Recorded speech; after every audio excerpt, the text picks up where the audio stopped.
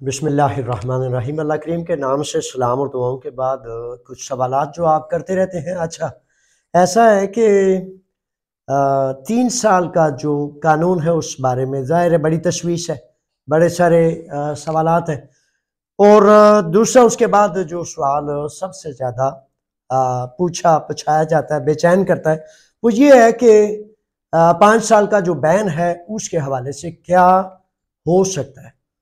میرے بچوں، میرے شہزادوں، تیسرا سوال آپ کا یہ ہے کہ کیا 3 سال والا قانون کھلنے کا کوئی امکان ہے؟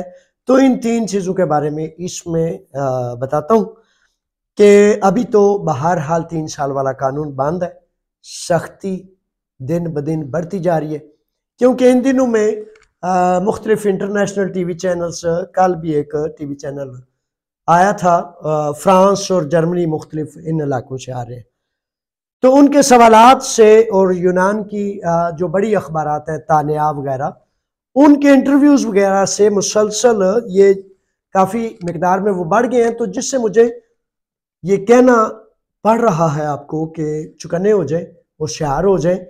ایک طرف وزیر امیگریشن یونان مسٹر ووریدس اور یورپی جو قوانین ہیں وہ انتہا پسندی کی طرف جا رہے ہیں، کیونکہ جرمن سے لے کر اسپین اور مختلف ممالک میں، فرانس سے لے کر پرتگال تک، سویڈن سے لے کر مختلف ممالک میں جو رائٹ ونگ ہے نا، وہ اس بات پر بڑی شدت سے بڑھ رہا ہے کہ امیگرینٹس پر کنٹرول سخت کیا جائے اور انہیں جو پیپرز نہیں رکھتے انہیں اپنے ممالک سے بے دخل کیا جائے، یعنی کہ ڈپورٹ کے لاہے عمل کو سخت تر کیا جا رہا ہے۔ تو اس لیے بڑے چکنے ہو جائیں، بڑے ہوشیار ہو جائیں۔ اچھا، اس کا مطلب اپنی اپنی سوچ سے انسان سوچتا ہے نا، تو اس کا مطلب ہرگز یہ نہیں ہے کہ کوئی پولیس سے بچنے کے لیے کوئی 2 نمبر 4 نمبر 10 نمبر معاملہ رستہ اختیار کیا جائے۔ تو میرے بچوں، پہلے بھی پتہ ہے نا، آپ نے شہزادوں شیروں، آپ نے پہلے بھی وہ 2 نمبر ویویوشی لی اور یہ جواز کیا کہ جی اب ہم پولیس سے بچنے کے لیے کیا کریں، اور کچھ نوجوان شہزادے، کچھ بچے یہ کہتے ہیں جی میں جڑا 400-500 یورو 1000 یورو دیتا سی، میرا تو پورا ہو گیا، میں کروں چکر لایا۔ حقیقت یہ ہے کہ یہ سب فضول باتیں، حماقت ہے اور سنگین ترین نقصان کی باتیں ہیں۔ میرے بچوں، جب ایک نیا بچہ آ کے پرانے نوجوانوں کو یہ کہتا ہے نا کہ بھائی میں تے لے لیے تے تسی پائی تکتے رہو، پرانے تسی ایتھے بیٹھے ہو، بھائی ایک فرد نے اپنی گردن پہ رسا ڈال لیا ہے، پھا جو ہے لے لیا ہے، تو وہ دوسروں کو کہے، تو میرے بچوں اس چیز سے بچیں۔ اس طرح کی وہ خربوزے کو دیکھ کے خربوزہ رنگ پکڑتا ہے، بھیڑ چال کی بجائے عقل و دانائی کی چال چلنی ہے۔ بڑی دفعہ ایسے ہوتا ہے کہ یہ باتیں اچھی نہیں لگتی، بڑے ایک احمق بندے کی بڑی دفعہ باتیں بڑی اچھی لگنے لگ جاتی ہیں، او جی کی کریے جی، پھر کی ہو سکتا جی کی۔ اب یہ ہے کہ وہ بین جو ہے وہ اس کا واحد رستہ، واحد حل صرف اور صرف ایک ہے، جز اس کے 2 ہیں۔ ایک تو یہ ہے کہ قانونی عدالتی چارہ جوئی، وکیل سے رجوع کریں اور اپنے اس کیس کا پیچھا کریں۔ دوسرا یہ ہے کہ پولیس سے بچنے کے لیے کسی صورت 2 نمبری نہ کریں۔ اس طرح کی دوبارہ چائنا کی ویویوسی یا جو نام آپ نے رکھے ہوئے وہ لیں گے، تو اس کا مطلب ہے کہ دیکھ لیں کہ اب 2 سال سے مسلسل 2000 5000 10,000 یورو لگانے کے باوجود ان لوگوں کی جان نہیں چھوٹ رہی جو وہ بڑے چالاک اور پاڑے اور بڑے سیانے بنتے تھے کہ بھائی میں تے لے لیے، میں چکر بھی لایا تو میرا انج ہو گیا۔ اس کے ایک فکرے نے 10,000 لوگوں کو پھنسا دیا کہ بھائی یہ کل آیا ہے تو میں جناب 5 سال سے یہاں ہوں، تو یہ جا سکتا تو میں کیوں نہیں جا سکتا۔ تو اس طرح کی باتوں سے خود بھی بچنا ہے اور اپنے بھائیوں کو، ان کی عزت کو، ان کی آبرو کو بھی بچانا ہے۔ تو یہ چیزیں ہیں، پولیس سے بچنے کے لیے آپ نے پرہیز کرنی ہے اور عادیہ ارگاسیہ آپ نے بنانا ہے۔ بے شمار نوجوان یہ سوالات میں، اصل میں انشاءاللہ کل پرسوں میں جو ہی موقع ملتا ہے تو میں آپ کے سوالات ڈائریکٹ لوں گا۔ دیکھتا ہوں میں، جیسے یہ لکھا ہوا ہے کہ عدالتی معافی نامہ دے کر کیا ہم 3 سال کے پیپر یا 7 سال کے پیپر جمع کرا سکتے ہیں؟ اس طرح کے بڑے سوالات ہیں آپ کے. تو معافی نامہ کوئی نہیں ہوتا میرے بچوں، ٹھیک ہے؟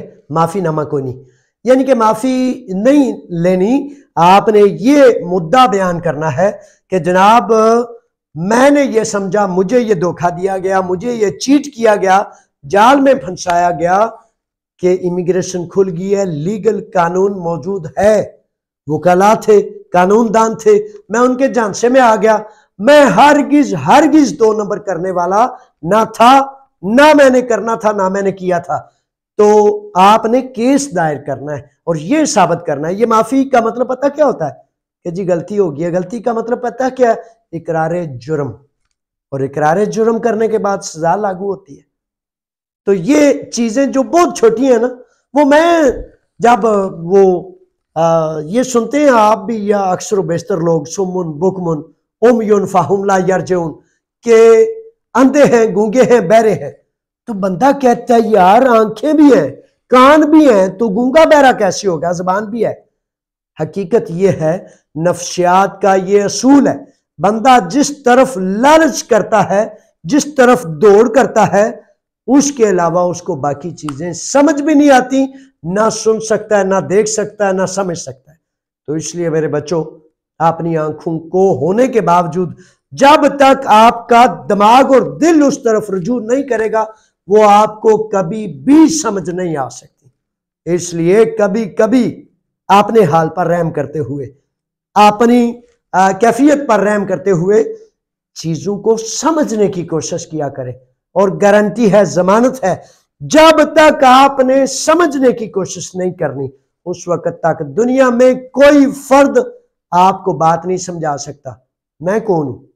نبی، اور پھر اعلیٰ نبی، اور پھر نبیوں کے سردار محمد رسول اللہ صلی اللہ علیہ وآلہ وسلم آئے، لوگوں کو اللہ کا حکم بتایا، جہنم سے بچنے کا رستہ بتایا، نیکی اور سچ کا رستہ بتایا. لیکن وہ کون تھے؟ ابو جہل اور ابو لہب. نہیں سمجھ آتا جب دماغ اور دل کہیں اور لگاؤ. اس لیے آئیں، دماغ اور دل کو سچ کی پہچان میں لگائیں.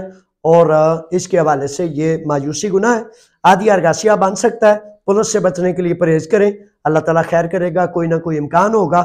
جو لیگل پیپرز کے حوالے سے بہت لمبا ایک پروسیس ہے، 5 سال کا بین، اور لیگل پیپرز میں 2 سال، 2.5 سال، 3 سال، 4 سال کی تاخیر.